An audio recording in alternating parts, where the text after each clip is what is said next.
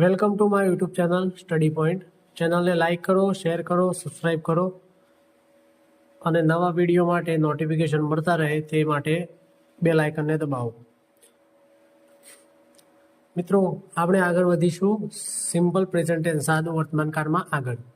તો આપણે જોયું હતું ક્યારે ક્યારે વપરાય તો રોજિંદી ક્રિયા, આદત, સર્વસામાન્ય સત્ય, કાયમી હકીકત, પછી સામાન્ય સત્ય, ટાઈમ ટેબલ, શેડ્યુલ, સમાચાર પત્રની હેડલાઇન, રમતગમત, કોમેન્ટ્રી, સૂચના, નિર્દેશન, કહેવતો, પ્રચલિત ઉક્તિ, લોકોક્તિ, પછી લાગણી, લવ, લાઇક, હેટ, પ્રિફર, વોન્ટ, પછી વિચાર, માન્યતા એટલે કે થિંક, નો, બિલીવ, અન્ડરસ્ટેન્ડ, રિમેમ્બર, ફોરગેટ, આ બધા ક્રિયાપદો.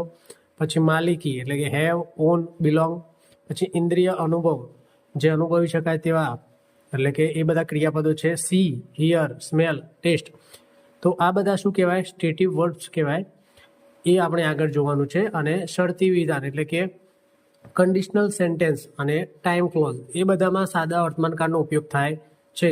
તો આપણે લાસ્ટ લેક્ચરમાં લોકોક્તિ એટલા સુધી જોયેલું હતું. હવે આગળ વધીએ.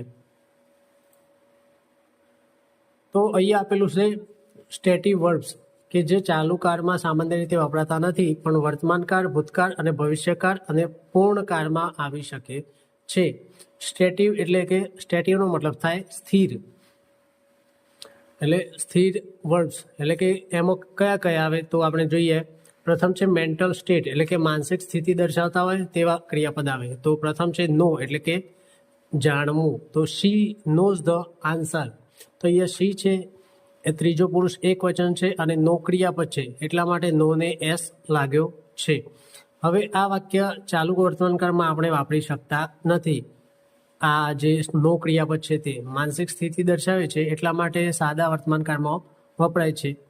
અને ભૂતકાળ, ભવિષ્યકાળમાં અને પૂર્ણકાળમાં પણ વપરાય છે પરંતુ ચાલુ કાળમાં વપરાતું નથી. She is knowing the answer એવું વાક્ય બનતું નથી. ગ્રામરની રીતે ખોટું છે. તો અહીંયા વાક્ય આપેલું છે શી નોઝ ધ આન્સર, પછી આઈ નો હર, એ રીતે વાક્ય બનતા હોય છે. પરંતુ ચાલુ કાળમાં જે મેન્ટલ સ્ટેટ માનસિક સ્થિતિવાળા ક્રિયાપદ હોય છે તે ચાલુ કાળમાં વપરાતા નથી. પછી બીજું છે ક્રિયાપદ બિલીવ એટલે કે માનવું. શી બિલીવ ઇન યુ મતલબ કે તે તમારામાં માને છે, વિશ્વાસ રાખે છે. તો આ બિલીવ પણ સ્ટેટિવ વર્બ કહેવાય છે એટલા માટે તે પણ સાદા વર્તમાનકાળમાં આવે છે. પછી અન્ડરસ્ટેન્ડ એટલે કે સમજવું. તો અહીંયા વાક્ય આપેલું છે હિતેન્દ્ર અન્ડરસ્ટેન્ડ્સ ઇંગ્લિશ. તો હિતેન્દ્ર અંગ્રેજી સમજે છે. પછી આપેલું છે ફરગેટ એટલે કે ભૂલી જવું. એટલે કે હી ફરગેટ્સ હિઝ કી મતલબ કે તે તેની ચાવી ભૂલી જાય છે. હવે આ ફરગેટ ક્રિયાપદ છે એ પણ એક માનસિક સ્થિતિવાળું ક્રિયાપદ છે એટલા માટે તે ચાલુ કાળમાં વપરાતું નથી. સાદો વર્તમાનકાળ, ભવિષ્યકાળ, ભૂતકાળ એ બધામાં વપરાઈ શકે છે. આ ફરગેટ છે એ મૂળ ક્રિયાપદ છે. તેનું V2 એટલે ભૂતકાળનું રૂપ ફરગોટ થાય, પછી V3 એટલે ફરગોટન થાય. એ રીતે પૂર્ણકાળ, ભવિષ્યકાળ, વર્તમાનકાળ અને ભૂતકાળમાં આવી શકે છે પરંતુ ચાલુ કાળમાં આવતું નથી. હી ઇઝ ફરગોટિંગ એવું વાક્ય બનતું નથી. એ ગ્રામરની રીતે ખોટું બને છે. એટલે યાદ રાખવું કે સ્ટેટિવ વર્બ જે છે તે સાદા વર્તમાનકાળમાં આવે છે, ચાલુ વર્તમાનકાળમાં આવતા નથી. પછી આગળ જોઈએ રિયલાઇઝ. એ પણ એક સ્ટેટિવ વર્બ છે. રિયલાઇઝ એટલે સમજમાં આવવું. તો શી રિયલાઇઝિસ ધ ઇમ્પોર્ટન્સ ઓફ એજ્યુકેશન મતલબ કે તેને એજ્યુકેશનની ઇમ્પોર્ટન્સ સમજાઈ. પછી બીજું છે રિમેમ્બર એટલે કે યાદ હોવું. શી રિમેમ્બર્સ ધ સ્ટોરી. અહીંયા ચાલુ કાળ ના વાપરી શકાય. શી ઇઝ રિમેમ્બરિંગ એ રીતે. પછી મીન એટલે કે અર્થ હોવું. એટલે કે this sign means no parking મતલબ આ સાઇન એટલે કે સહી નહીં, સંકેત. તો આ સંકેતનો અર્થ નો પાર્કિંગ છે. નો પાર્કિંગના સાઇન બોર્ડ લગાવેલા હોય છે એ રીતે. પછી સપોઝ એટલે કે ધારવું, માનવું. તો શી સપોઝિસ ધેટ હી વિલ કમ એટલે કે તે માને છે કે તે આવશે. આ બધા સ્ટેટિવ વર્બ થયા. પછી આગળ જોઈએ ઇમોશન એટલે લાગણી, જે ભાવના હોય તેને આપણે સાદા વર્તમાનકાળમાં દર્શાવીએ છીએ. પ્રથમ છે લવ એટલે કે પ્રેમ કરવું. તો શી લવ્સ યુ મતલબ કે તેણી તને પ્રેમ કરે છે. આપણે આઈ લવ યુ જનરલી કહેતા હોય તો આઈ એમ લવિંગ યુ એવું નથી કહેતા. કારણ કે આ લવ છે, પ્રેમ છે, એક લાગણી છે. તો જેટલા પણ લાગણીવાળા ક્રિયાપદ છે એ બધા સાદા વર્તમાનકાળમાં આવે છે. કેટલીક વાર ભૂતકાળમાં પણ આવી શકે છે, શી લાઇકડ હર એ રીતે, પરંતુ ચાલુ કાળમાં વપરાતા નથી. પછી બીજું છે લાઇક એટલે ગમવું, તો હી લાઇક્સ હર મતલબ કે તે તેણીને પસંદ કરે છે. પછી એ જ રીતે ડિસલાઇક એટલે ન ગમવું, તો પીપલ ડિસલાઇક ડિસહોનેસ્ટી મતલબ કે લોકોને અપ્રામાણિકતા ગમતી નથી. પછી હેટ એટલે કે નફરત કરવી, આઈ હેટ યુ, જે રીતે આઈ લવ યુ કહીએ છીએ એ રીતે આઈ હેટ યુ. પછી પ્રિફર એટલે કે વધારે પસંદ કરવું. બે વસ્તુ હોય તેમાંથી કઈ વધારે વસ્તુ પસંદ કરવી છે કે તે દર્શાવવા માટે પ્રિફર શબ્દનો ઉપયોગ થાય છે. તો I prefer tea to coffee મતલબ કે હું કોફી કરતાં ચા વધુ પસંદ કરું છું. તો એ પણ એક લાગણી થઈ, ઇમોશન થયું, એટલા માટે તેમાં સાદા વર્તમાનકાળમાં વપરાય છે. પછી જોઈએ વોન્ટ એટલે કે ઈચ્છવું, મતલબ કે he wants a new iPhone મતલબ કે તે નવો આઈફોનની ઈચ્છા રાખે છે. તો એ ઈચ્છવું એ પણ એક લાગણી દર્શાવે છે, એટલા માટે સ્ટેટિવ વર્બ હોવાથી સાદો વર્તમાનકાળ છે. પછી નીડ એટલે કે જરૂર હોવી, વી નીડ યોર હેલ્પ એટલે કે અમારે તમારી જરૂર છે. અહીંયા વી આર નીડિંગ એવું વપરાતું નથી ચાલુ કાળમાં. પછી હોપ એટલે કે આશા રાખવી, તો શી હોપ્સ ફોર હિઝ સક્સેસ મતલબ કે તે તેની સફળતા માટે આશા રાખે છે. આ બધી માનસિક સ્થિતિ થાય છે લાગણીઓ, એટલા માટે સાદા વર્તમાનકાળમાં આવે છે. એ આપણે સ્ટેટિવ વર્બ જોઈએ છીએ. પછી વિશ એટલે કે ઈચ્છા રાખવી, તો he wishes to become a doctor મતલબ કે તે ડોક્ટર બનવાની ઈચ્છા રાખે છે.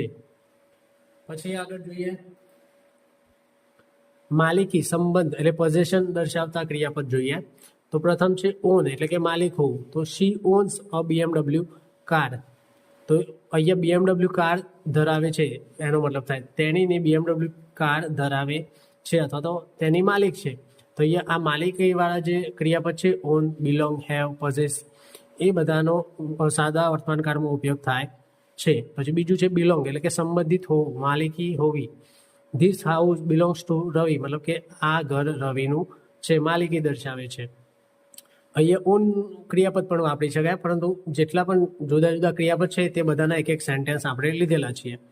પછી જે હેવ એટલે કે પાસે હોવું, આપણે હેવ હેઝ એ ટુ હેવના રૂપો છે ટુ હેવના, પરંતુ અહીંયા હેવનો મતલબ પાસે એ અર્થમાં પણ થાય છે. તો આઈ હેવ અ પેન મતલબ કે મારી પાસે એક પેન છે. અને બીજું વાક્ય છે હી હેઝ ટુ બ્રધર્સ મતલબ કે તેને બે ભાઈ છે. એ રીતે હેવ હેઝનો ઉપયોગ માલિકી દર્શાવવા માટે પણ થાય છે. પછી છે પોઝેસ એટલે કે માલિકી ધરાવી, તો અહીંયા વાક્ય આપેલું છે સી પોઝેસીસ ગ્રેટ ટેલેન્ટ મતલબ કે તે એક ટેલેન્ટ એટલે પ્રતિભા, તે એક ખૂબ જ પ્રતિભાશાળી છે એ રીતનું થાય. પછી they possess a large amount of land એટલે કે તે લાર્જ એટલે મોટું, એમાઉન્ટ ઓફ લેન્ડ એટલે કે જમીન, તો એક મોટો હિસ્સો તે જમીનનો એક મોટો હિસ્સો ધરાવે છે. એ રીતે જમીન જોડે માલિકીનો સંબંધ દર્શાવે છે. પછી આગળ જોઈએ સેન્સીસ એટલે કે આપણા ઇન્દ્રિય અનુભવ, તો આપણે જેમ નાકથી સ્મેલ લઈએ, પછી હોઠ જીભથી ટેસ્ટ લઈએ, એ બધા ઇન્દ્રિય કહેવાય આપણી, તેનાથી આપણે અનુભવ કરીએ છીએ. તો તેના જે વાક્યો હોય છે જે ક્રિયાપદો એ સાદા વર્તમાનકાળમાં આવતા હોય છે. ધ ફ્લાવર સ્મેલ્સ ગુડ મતલબ કે સ્મેલ એટલે કે સુગંધ આવી, તો અહીંયા ફ્લાવર છે એ નાઉન છે એક વચન, એટલા માટે સ્મેલને ક્રિયાપદ એસ પ્રત્યે એસ લાગ્યો. ધ ફ્લાવર સ્મેલ્સ ગુડ મતલબ કે ફૂલમાંથી સારી સુગંધ આવે છે. એ અહીંયા ઇન્દ્રિય અનુભવ થયો એટલા માટે સાદા વર્તમાનકાળમાં વપરાય છે. પછી ધીસ ટી ટેસ્ટ સ્વીટ્સ મતલબ કે આ ચાનો સ્વાદ સરસ છે. પછી the music sounds nice, sound એટલે કે લાગો મતલબ કે આ મ્યુઝિકનો સાઉન્ડ અવાજ સારો લાગે છે એમ. પછી ધીસ ક્લોથ ફીલ સોફ્ટ મતલબ કે આ કપડું સોફ્ટ એટલે કે નરમ લાગે છે. ફીલ અનુભવે છે. આઈ હિયર અ નોઇસ મતલબ કે હિયર એટલે અવાજ આવે છે, સાંભળવું આપમેળે, એટલે કે મેં અવાજ સાંભળ્યો. અહીંયા નીચે વાક્ય આપેલું છે લિસન એટલે ધ્યાનથી સાંભળવું, ઈરાદાપૂર્વક ધ્યાન લઈને સાંભળવું. તો અહીંયા જો આઈ એમ લિસનિંગ ટુ મ્યુઝિક મતલબ કે હું મ્યુઝિક સાંભળી રહ્યો છું. તો અહીંયા જે લિસન ક્રિયાપદ આપેલું છે તેનો ચાલુ કાળમાં ઉપયોગ થાય છે, જે નીચે વાક્ય આપેલું છે એ રીતે, પરંતુ હિયર ક્રિયાપદનો ચાલુ કાળમાં ઉપયોગ થતો નથી. આઈ એમ હિયરિંગ એ રીતે ઉપયોગ થતો નથી. એટલે હિયર અને લિસન બંનેનો અર્થ એ જ થાય છે સાંભળવું, પરંતુ હિયર એટલે કે રેગ્યુલર મતલબ આપમેળે સાંભળવું, પરંતુ લિસન એટલે કે ધ્યાનપૂર્વક સાંભળવું. એ ફરક છે હિયર અને લિસનમાં. નેક્સ્ટ જોઈએ અપિયરન્સ એટલે કે દેખાવ. તો દેખાવ એટલે બાહ્ય દેખાવ નહીં, પરંતુ આપણને દેખાતું હોય કે આપણે કોઈને જોઈને કહી શકીએ ને કે કોઈનું મૂડ ઓફ હોય તો કે ભાઈ આ રીસાયેલી વ્યક્તિ છે કે એવું કંઈ ગુસ્સામાં લાગે છે. તો એ રીતે આપણને જોઈને ખબર પડે કે આ વ્યક્તિ ગુસ્સામાં છે કે રીસાયેલી છે. તો તે અર્થમાં અપિયરન્સ દેખાવમાં સાદો વર્તમાનકાર વપરાય છે. હી સીમ્સ એંગ્રી મતલબ કે તે ગુસ્સામાં લાગે છે. અહીંયા જો સીમ્સ આપેલું છે એ ક્રિયાપદ છે. હી કરતા હોવાથી સીમને એસ ક્રિયાપદ લાગ્યું, એસ પ્રત્યે લાગ્યો, અને તેનો મતલબ થાય છે લાગે છે, મતલબ કે તે ગુસ્સામાં લાગે છે. પછી જોઈને આપણે કેટલીક વાર માણસનો ચહેરો જોઈને ઓળખી જઈએ કે ગુસ્સામાં છે કે એનું મૂડ કેવું છે. પછી ધ ટાસ્ક અપિયર્સ ઇઝી મતલબ કે ટાસ્ક એટલે કે કામ, અપિયર્સ એટલે લાગે છે, અને ઇઝી એટલે સરળ. તો ટાસ્ક સરળ લાગે છે, કામ સરળ લાગે છે. અપિયર એટલે દેખાવું. પછી યુ લુક હેપી, લુક એટલે દેખાવું અર્થ થાય જ્યારે સ્ટેટિવ વર્ડ તરીકે વપરાય હોય ત્યારે. તો યુ લુક હેપી મતલબ કે તમે ખુશ દેખાવ છો. આપણે કોઈને જોઈને કહી શકીએ કે ભાઈ ખુશ છે કે નહીં. પછી શી લુક્સ ટાયર્ડ મતલબ કે તે થાકેલી લાગે છે. પછી નીચે બીજા લુક ક્રિયાપદ વાપરીને ચાલુકાર વપરાયેલું છે. તો અહીંયા આપેલું છે they are looking for a job મતલબ કે તેઓ નોકરી શોધી રહ્યા છે. તો અહીંયા લુક જોઈ રહ્યું છે. શોધવુંના અર્થમાં ડાયનેમિક મિનિંગ થાય ત્યારે ચાલુકારમાં વપરાય છે.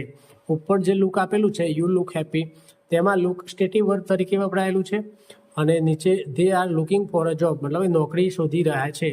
તો ત્યાં લુક છે એ ડાયનેમિક ક્રિયાપદમાં વપરાયેલું છે, ડાયનેમિક મિનિંગમાં. એટલા માટે ત્યાં ચાલુકાર વપરાયેલો છે કે તે નોકરી શોધી રહ્યા છીએ. જ્યારે ઉપરના વાક્યમાં જે લુક આપેલું છે તે આપણે તેની સ્થિતિ તેના ચહેરાથી કેવી રીતે જોઈ શકીએ છીએ, એટલા માટે તે સ્ટેટિવ વર્ડમાં વપરાયેલું છે, તેથી સાદા વર્તમાનકારમાં આવે છે. જ્યારે નીચે છે એ ચાલુકારમાં વપરાયું છે. પછી બીજું એક વાક્ય આપેલું છે she is looking at the picture મતલબ કે તેણી ચિત્ર જોઈ રહી છે. તો ચિત્ર જોવાની ક્રિયા ચાલુ છે ત્યારે પણ ચાલુકાર વપરાય છે.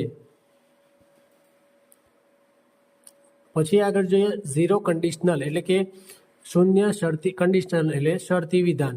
આપણે આગળ જોયું તો કન્ડિશનલ વાળા શરતી વિધાન વાળા વાક્યો હોય તે પણ આપણે સાદા વર્તમાનકારમાં વપરાય છે.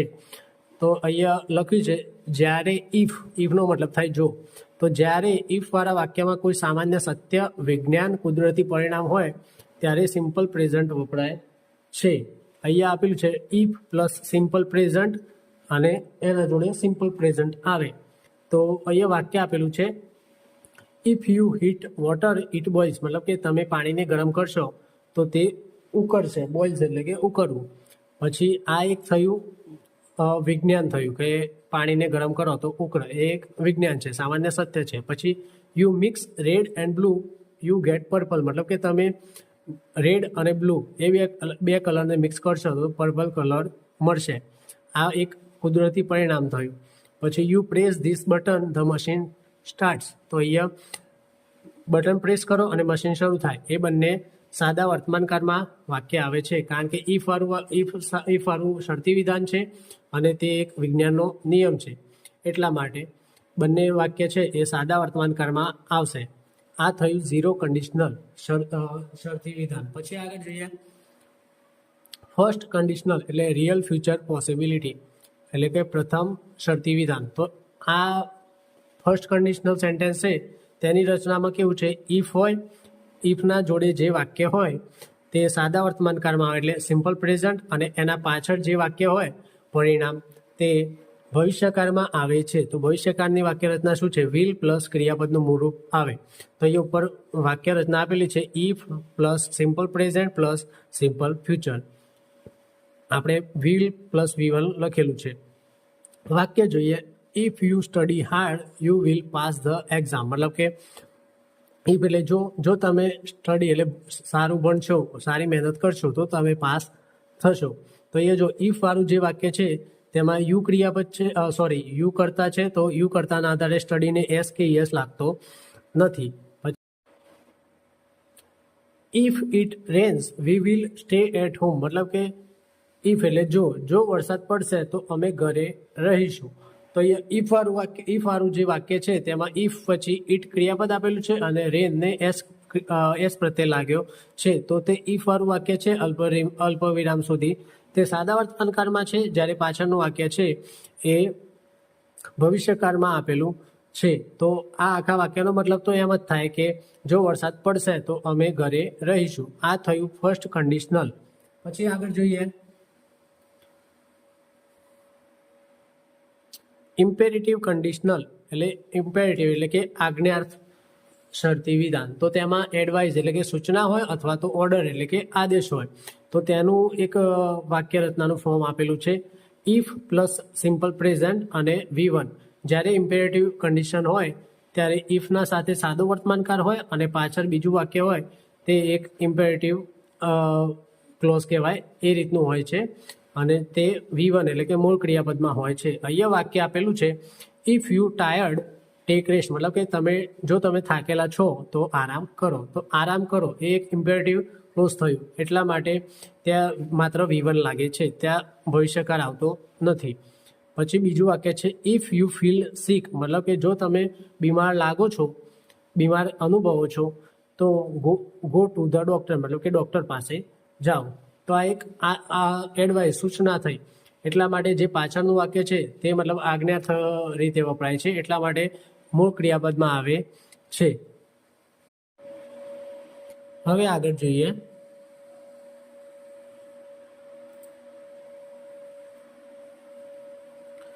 ટાઈમ ક્લોઝ સેન્ટેન્સ, એટલે કે વાક્ય ખંડવાળું જે વાક્ય હોય અધૂરું તેમાં તેની વાત છે. તો ટાઈમ ક્લોઝમાં when, before, after, until, as soon as, whenever જેવા શબ્દો આવે છે ત્યારે ભવિષ્યનો અર્થ હોવા છતાં ટાઈમ ક્લોઝમાં સિમ્પલ પ્રેઝન્ટ ટેન્સ એટલે કે સાદો વર્તમાનકાળ વપરાય છે. તો અહીંયા આપણે વાક્ય જોઈએ તો વધારે ખ્યાલ આવશે. વાક્ય આપેલું છે when the bell rings the students will enter the class, મતલબ કે જ્યારે બેલ વાગશે ત્યારે વિદ્યાર્થીઓ વર્ગમાં પ્રવેશ કરશે. તો અહીંયા જો વેન સાથે વાક્ય આપેલું છે અલ્પ વિરામ સાથેનું, વેન ધ બેલ રિંગ્સ. તો ધ બેલ છે એક નામ છે, એક વચન, એટલા માટે રિંગને એસ ક્રિયાપદ લાગ્યું છે. અને અલ્પ વિરામ પછીનું વાક્ય છે ધ સ્ટુડન્ટ, એના પછી વિલ ભવિષ્યકાળનું રૂપ છે અને તેની સાથે V1 એટલે કે એન્ટર મૂળ ક્રિયાપદ આવેલું છે. એટલે એ જ કહેવા માંગે છે આ નિયમ કે વેન સાથેનું જેટલું વાક્ય છે તે સાદા વર્તમાનકાળમાં આવશે અને પાછી તેનું જે પરિણામ હશે, રિઝલ્ટ હશે તે વિલ પ્લસ V1 એટલે કે ભવિષ્યકાળના વાક્ય રચનામાં આવશે. પછી બીજું વાક્ય જોઈએ વી will start the match after the rain stops, મતલબ કે વરસાદ બંધ થયા પછી અમે મેચ શરૂ કરીશું. તો અહીંયા ટાઈમ ક્લોઝ વાળું જે શબ્દ છે એ કયો છે? આફ્ટર છે. તો આફ્ટર પછી ધ રેન સ્ટોપ્સ તે સાદા વર્તમાનકાળમાં આવેલું છે. રેન એક વચન નામ હોવાથી તેની સાથે સ્ટોપને ક્રિયાપદ એસ લાગ્યું અને એના આગળ વાક્ય આપ્યું છે વિલ પ્લસ સ્ટાર્ટ, એટલે we will start the match, મતલબ વિલ સાથે ક્રિયાપદનું મૂળરૂપ આવેલું છે. પછી છે whenever he comes he will bring gifts, મતલબ કે જ્યારે પણ તે આવે છે તે ભેટો એટલે ગિફ્ટ લાવે છે. તો એ વેન એવર છે એ પણ એક ટાઈમ ક્લોઝ શબ્દ છે. તો એટલા માટે વેન એવર સાથે કરતા હી છે તો તેના આધારે કમને એસ પ્રત્યે લાગે છે. અને પાછળનું વાક્ય છે તે વિલ પ્લસ બ્રિંગ એટલે કે વિલ પ્લસ V1 ભવિષ્યકાળમાં આપેલું છે. પછી છે as soon as he arrives we will begin the meeting, મતલબ કે જેવો તરત આવશે તરત અમે મીટિંગ શરૂ કરી દઈશું. એઝ સૂન એઝનો મતલબ કે જેવો તરત એવું થાય છે મિનિંગ. તો અહીંયા એઝ સૂન એઝ વાળું જે વાક્યખંડ છે તો એઝ સૂન એઝ પછી હી કરતા છે અને એરાઇવ ક્રિયાપદ છે. તો એરાઇવને એસ ક્રિયાપદ લાગે છે હી કરતાના આધારે. પછી આગળ જોઈએ before you leave switch off the fan, મતલબ કે બિફોર એક પેલો શબ્દ છે ટાઈમ સૂચક, તો બિફોર સાથે યુ કરતા છે તો તેના આધારે લીવ ક્રિયાપદને એસ કે ઈએસ લાગતો નથી. પછી અલ્પવિરામ પછી પાછળ છે સ્વિચ ઓફ ધ ફેન, મતલબ કે એનો મતલબ થાય તમે જાઓ તે પહેલાં પંખો બંધ કરો. તો અહીંયા જે સ્વિચ ઓફ ધ ફેન છે તો તમને પ્રશ્ન થશે કે ત્યાં કેમ વિલ પ્લસ મૂળરૂપ નથી મૂકેલું? તો તેનું કારણ એ છે કે આ એક સૂચના છે જનરલી, એટલા માટે જ્યારે અથવા તો એક આજ્ઞા સમજી લો. તો સૂચના આજ્ઞા હોય ત્યારે આપણે જે પાછળનું વાક્ય છે જે આજ્ઞાવાળું શબ્દ હોય વાક્યખંડ તેમાં વિલ પ્લસ મૂળ રૂપ લાગતું નથી, માત્ર ને માત્ર મૂળ રૂપ ડાયરેક્ટ મૂકી દઈએ છીએ. એટલે કે before you leave switch off the fan, એ રીતે નથી કહેતા કે before you leave you will switch off the fan, એ રીતે નથી કહેતા. જનરલી સૂચના આપી દઈએ છીએ ભાઈ તું બહાર જાય છે રૂમની તો પંખો બંધ કરીને જા, એ રીતે. પછી હવે ક્યારે વિલ વપરાય ને એ આપણે બીજા વાક્યમાં લીધેલા છે, એ તમને સમજાવી દઉં. Before you leave you should switch off the fan, તો અહીંયા એક ફરજ બતાવી છે કે તમે જાઓ તે પહેલાં પંખો બંધ કરવો જોઈએ. એ બધાની ફરજ છે કે વીજળી બચાવવી જોઈએ, એટલા માટે અહીંયા આપેલું છે before you leave you should switch off the fan. અહીંયા શુડ વાપરેલું છે. શુડ એ વિલ અને શેલ એ બંને પણ, અને એ બંને મોડલ વર્બ છે અને શુડ પણ મોડલ વર્બ છે. પરંતુ અહીંયા આ શુડ છે એ અહીંયા ફરજ દર્શાવવાના ભાગરૂપે દર્શાવેલું છે. અને પછી શુડ છે એ મોડેલ વર્બ છે, તો આપણે જોયું તો મોડેલ વર્બ હોય તેની સાથે ક્રિયાપદનું મૂળ રૂપ આવે, એટલા માટે અહીંયા વિલ અથવા તો શેલ મૂકવામાં આવતું નથી. અહીંયા શુડ છે એ ફરજ બતાવવાના ભાગરૂપે અહીંયા આ વાક્યમાં ઉપયોગ થયેલો છે. એટલા માટે આપણે એ રીતે સેન્ટેન્સ બનાવ્યું છે કે before you leave you should switch off the fan. જ્યારે ઉપરના વાક્યમાં એવું હતું before you leave switch off the fan. Generally દરેકની વાત છે ઉપરના વાક્યમાં કે ભાઈ તમે બહાર જાઓ એ પહેલાં પંખો બંધ કરો, અને નીચેના વાક્યમાં એવું કહે છે તમે બહાર જાઓ તે પહેલાં પંખો બંધ કરવો જોઈએ, એ રીતનું વાક્ય છે. પછી છે આગળ before you leave I switch off the fan. જો માફ કરજો, before you leave I will switch off the fan. તો અહીંયા કેવું છે, બિફોર સાથે યુ કરતા છે અને લીવ ક્રિયાપદને યસ લાગ્યો નથી, તો એ સમય સૂચકવાળું વાક્યખંડ થયું. અને સામે જો અહીંયા વિલ પ્લસ સ્વિચ ઓફ એટલે કે વિલ સાથે ક્રિયાપદનું મૂળ આપેલું છે, પરંતુ જો અહીંયા કરતા બીજા વાક્યમાં બદલાઈ જાય છે. જ્યારે બિફોર યુ લીવ તેમાં કરતા યુ છે અને અલ્પવિરામ પછી વાક્ય આપેલું છે તેમાં કરતા આઈ છે. બંને એક કરતા નથી, બંને કરતા અલગ અલગ છે કે તું બહાર જાય તે પહેલાં હું પંખો બંધ કરી દઈશ. એટલે કરતા બદલાયેલો છે, એટલા માટે અહીંયા આઈ કરતાના આધારે વિલ પ્લસ V1 રૂપ મૂકવામાં આવે છે. તો એ ખાસ ધ્યાન રાખશું. પછી wait here until I come back, મતલબ કે હું પાછો આવું ત્યાં સુધી અહીંયા રાહ જુઓ. તો અહીંયા અન્ટિલ વાળું જે વાક્યખંડ છે, અન્ટિલ પછી આઈ કમ બેક, તો અહીંયા આઈ કરતાના આધારે ક્રિયાપદને એસ કે યસ લાગતું નથી, એટલે કમનું કમ જ રહે છે. પરંતુ આગળ વેટ હિયર છે, મતલબ કે એક આજ્ઞા કરે છે, એ ઇમ્પેરેટિવ સેન્ટેન્સ જેવું કહેવાય કે વેટ હિયર એટલે અહીંયા આજ્ઞા કરે છે કે અહીંયા ઊભા રહો. એટલા માટે તે આજ્ઞાવાચક જે શબ્દખંડ હોય તેમાં માત્ર ને માત્ર મૂળ રૂપ મૂકવામાં આવે છે. આગળ જોઈએ તો પછી ક્યારે ક્યારે વપરાય સાદો વર્તમાનકાળ, તો નેરેશન, સમરી એટલે કે પુસ્તક, ફિલ્મ અને વાર્તાનો સાર. નેરેશન એટલે કે વાર્તાનો સાર, સમરી એટલે વાર્તાનો સાર, નેરેશન એટલે પેલા શું કહેવાય ડાયલોગ્સ આવે ને એની વાત છે. તો in the story a poor boy becomes rich, મતલબ કે આ વાર્તામાં ગરીબ છોકરો અમીર બન્યો, બરાબર. પછી ધ મૂવી એન્ડ્સ હેપીલી, મતલબ કે મૂવીનું અંત સારો હતો, સુખદ હતો. તો અહીંયા કેવી રીતે વપરાય, તો અહીંયા ઘટનાઓ ભૂતકાળની હોઈ શકે. માની લો કે જે ચોપડી છે કે મૂવી છે એની અંદર જે સ્ટોરી છે એ ભૂતકાળની હોઈ શકે, છતાં વાર્તાનું વર્ણન જીવંત બનાવવા માટે સાદો વર્તમાનકાળ વપરાય છે. તો આ એક સ્પેશિયલ યુઝ છે કે જ્યારે મૂવી જોતા હોય કે આપણે બુક વાંચતા હોય તેમાં સ્ટોરી વાંચતા હોય તો તે વાર્તાને આપણે જીવંત બને લાઈવ બતાવવા માટે આપણે સાદો વર્તમાનકાળ વાપરતા હોઈએ છીએ. જનરલી આમ તો જો એ ભૂતકાળમાં હોય તો ભૂતકાળમાં વપરાય, પરંતુ આ જે ફિલ્મ અને વાર્તાનો સાર કોઈને કહેતા હોય કે ભાઈ મેં આ મૂવી જોઈ તો એમાં આવું હતું, તો ત્યારે એ વાર્તાનું વર્ણન કે પિક્ચરનું વર્ણન આપણે લાઈવ બતાવવા માટે, લાઈવ દર્શાવવા માટે સાદો વર્તમાનકાળ વાપરતા હોઈએ છીએ. આ ખાસ યાદ રાખશું. પછી જોઈએ એનાઉન્સમેન્ટ એટલે કે ઘોષણા. એવી ઘોષણા હોય જે સત્તાવાર રીતે, સામૂહિક રીતે થતી હોય તેવી ઘોષણાઓ સાદા વર્તમાનકાળમાં વપરાય છે. અહીંયા વાક્ય આપેલું છે ધ પ્રાઇમ મિનિસ્ટર એરાઇવ્સ ટુમોરો. તો અહીંયા ટુમોરો છે તો એ ભવિષ્યકાળનું સૂચન કરે છે શબ્દ, પરંતુ અહીંયા જો ધ પ્રાઇમ મિનિસ્ટર એ એક નામ છે તો તેની સાથે એરાઇવનું ક્રિયાપદ છે તો તેને એસ પ્રત્યે લાગ્યો છે પ્રાઇમ મિનિસ્ટરના આધારે, એક નામ હોવાથી એક વચન. પરંતુ અહીંયા તમને પ્રશ્ન થશે ટુમોરો છે તો વિલ પ્લસ એરાઈવ કેમ ના આવ્યું? The prime minister will arrive tomorrow.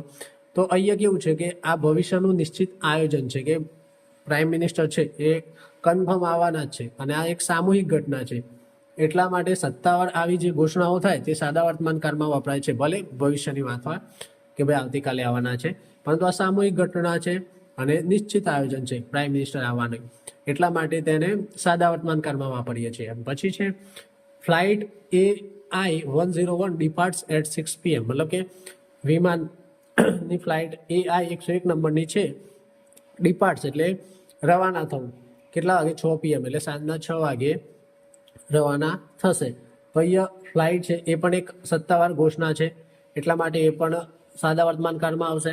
પછી છે the result are announce today. મતલબ કે રિઝલ્ટ છે આજે આપવામાં આવશે. અહીંયા ટુડે છે તો આપણે આગળ કાળમાં જોશું. ટુડે છે શબ્દ છે તે આપણે પૂર્ણ વર્તમાન કાળનો કાળસૂચક શબ્દ છે, પરંતુ અહીંયા આપણે આ સત્તાવાર ઘોષણા છે એટલા માટે સાદા વર્તમાન કાળમાં લઈશું.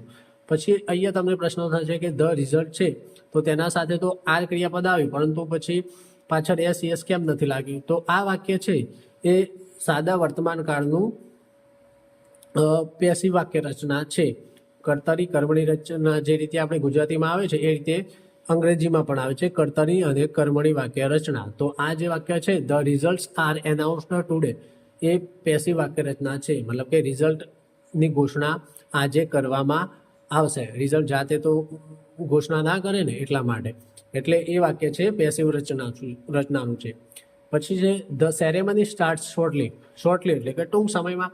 તો સેરેમની એટલે રિંગ સેરેમની જે બી હોય, તો તે સેરેમની છે એ ટૂંક સમયમાં શરૂ થશે.